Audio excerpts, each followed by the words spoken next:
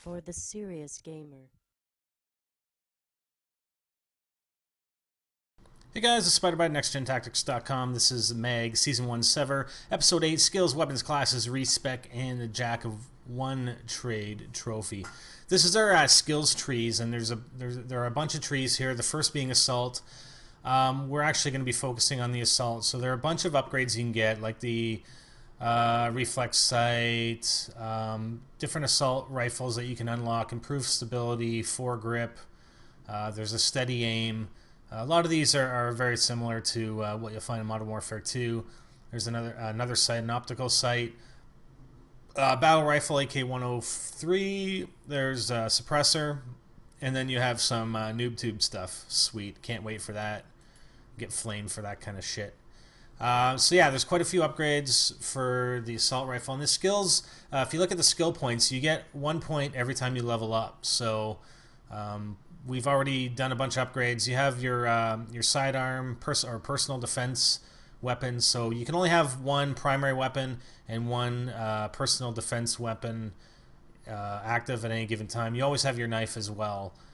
So it looks like you can have your pistol, and there's another gun up there as well. Athleticism, so you've got again a bunch of options here for sprinting, damage recovery, resistance to damage, stealth, and there's chemical damage resistance, explosive resistance, and then you have your Juggernaut, and I can't wait to unlock that. But there's a little ways to go. You got to spend a lot of points in order to get your Juggernaut, so to speak. Close quarters, so you're talking like SMG type stuff, Vipera, if I pronounce that right. Improved stability, some of the similar things that you get with the assault rifle, although there are fewer here. But there's also a shotgun. The shotgun is kick-ass in close quarters that I've seen. I mean, I've gotten killed by it quite a bit. Electronics, so there's a bunch of things you can get here. You can locate enemies easier, sensors, motion sensors. I mean, if you guys want to read on any of the stuff, just go back and pause it in the video. We're going pretty quick here. Sniper stuff is pretty cool. Actually, once I'm done with the assault and I've gotten all the upgrades, I'm probably going to do a video showing you everything, all the differences between the three guns and the attachments, the scopes, and whatnot, and how it impacts the gun. And then once I'm done that, I'm probably going to do the sniper rifles next, because it looks pretty cool. Like, look at, I mean, there's some pretty cool shit. There's a variable power scope, which I hear is really awesome. I mean, if you're prone with a variable power scope and a bipod on the most powerful sniper rifle, it's going to be kick-ass. Or at least I'm assuming it's going to be. And it probably will be. Anyways, and we probably are going to kick some ass with it. Okay, so you've got your heavy, which is like LMG type stuff, as well as your RPG upgrades, some improved stability, and another machine gun, a PSKMG looks like. Explosives, so they're anti-personnel mines, they're advanced grenades. Gotta try that out. Some anti-tank mines, advanced explosives. Okay, so that's pretty cool. That would be good for setting up charges and disarming, depending on the game type. Support, here's the gear medical kit that you want to get right off the bat, and the resuscitation that we talked about. So those are the two things you want to get. I actually got improved resuscitation, which my last video I basically suggested that you don't get.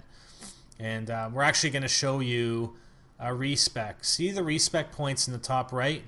You need 3,000 to respec, okay? And what that does is allow you, basically pulls all your skill points off of the items that you've previously selected so that you could respec your class.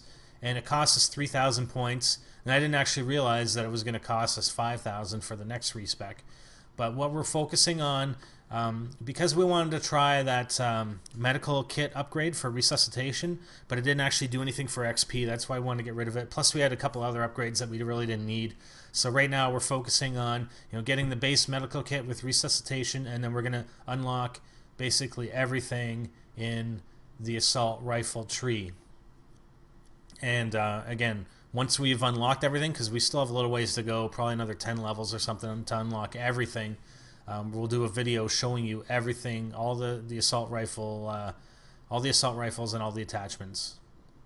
One thing I should also mention, you saw those, there are numbered sections within each skill tree, and you basically have to unlock or purchase a skill for a minimum of 2 skill points in one section before you can actually unlock anything in the next section. So it's a bit of a progression there, just something to keep in mind. So here's a summary of the skill points requirements. So Assault, you have 28, Personal Defense 13, Athleticism 22, Close Quarter 16, Electronics 12, Marksman 23, Heavy 21, Explosives 9, for a grand total of 144. So you're going to really have to focus on what skill set you want, because you're only going to have 60 skill points. I'm not sure if you can get more after that, but 60 is max level, so we'll see what happens when we get there.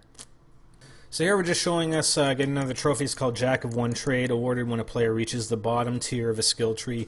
So we're on the bottom tier for the skill tree for support. And we just grabbed our improved resuscitation ability or skill. And there's our trophy, Jack of One Trade. That's it. That's all we want to show you here. So we're going to move on to, I believe, our classes. Alright, so this is the armory, and this is where we're going to show you how to set up your classes. You can have 5 class slots, and here's our first loadout, which is for our main assault class. Sorry, we're going to go back up to that. And our main gun is AK-103. And if you notice at the top, there's available 300C use, 3100C out of 3400C. As you select your weapons and your loadout, equipment, armor, that sort of thing, what you select uses up some of those C's. I really couldn't tell you what C stands for, but you can only use so much.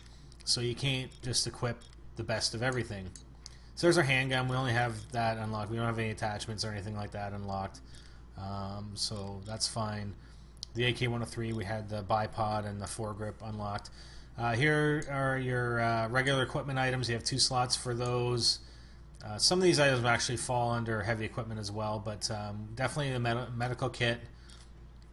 You pretty much want to have on almost every class your medical kit. And then we have there's a repair kit and frags. What I would actually recommend, and we don't actually have it set up, or maybe we do, we have a repair kit or a repair class set up. So if you're playing a particular game type, when you die you can actually switch to a repair if you actually need to repair something. So we're just selecting the smoke grenade, and you want to fill out your C's, whatever it is. I'm not sure how that affects your mobility in game. I haven't actually tested it. I should probably just run a little test to see how long it takes you to run from point A to point B with, let's say, only an SMG and nothing else equipped, versus you have a full loadout of 3400 C's. So here's our second class, our sniper class. We actually have 1300 C's available, and actually I have to look and see if, as you progress in the ranks, if your maximum number of C's allowed actually increases. I don't know if it does, but I'll have to get back to you on that because I haven't actually kept track of that. So that's our second loadout or class. Here's our third class, which is our heavy, our LMG class, and we have some available C's, so we're going to add the smoke grenade, and that's our repair kit. So that's our repair class right there. And if you want, on some of the game types, well, especially, well, not so much on sabotage or suppression, but on acquisition and domination, you definitely want to have that RPG so that you can take out some of the vehicles, the APCs and whatnot. And you can have, like I said, up to 5 slots, and you can just configure it however you want. You can't really rename them. You'll just have to remember what they are, or it actually tells you when you're doing class selection in game. So yeah, that's it. So hopefully we covered most of everything. If you guys have any questions, leave it in the comments. If you guys want to see anything else, leave it in the comments, and we'll definitely get to it as we progress through Season 1 as Sever. Alright?